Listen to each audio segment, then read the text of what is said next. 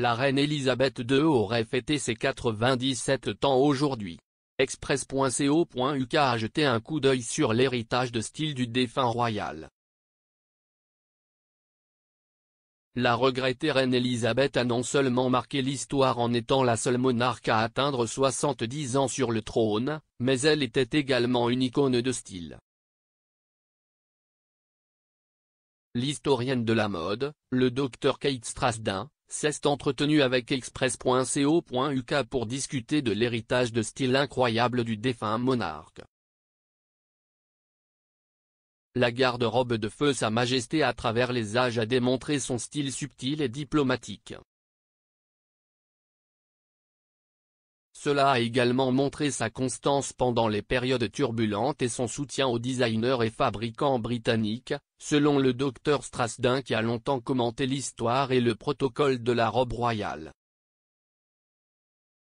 Elle a déclaré, la relation de feu la reine au style était guidée par un sens de la cohérence. C'était une approche stable à la barre de l'apparence, qui allait de sa coiffure vers le bas, vraiment. L'historienne de la mode soutient que la cohérence de feu la reine était ce qui l'a maintenue populaire pendant ses 70 ans sur le trône. Le Dr Strasdin a expliqué, il y a eu des ajustements et des adaptations au fil du temps, mais en fait, sa cohérence vestimentaire faisait partie de son attrait. Son identité était enracinée dans ce calme sentiment de cohérence, de sorte que même si tout le reste pouvait être tumultueux et que le monde semblait instable, vous pouviez la regarder à tout moment et elle se regardait elle-même. Cela est devenu une partie de son génie en termes de scène, tenir à son style et de ne pas trop changer. Le Dr Strasdin a développé cet héritage de style royal et comment les dames royales actuelles imiteront la mode de la reine Elisabeth II sous le règne du roi Charles III. Elle a noté, il sera intéressant de voir comment cet héritage jouera sur l'héritage des femmes royales qui la suivent. Les protocoles sont embourbés dans les attentes et les exigences concernant la tenue vestimentaire, en particulier pour les femmes.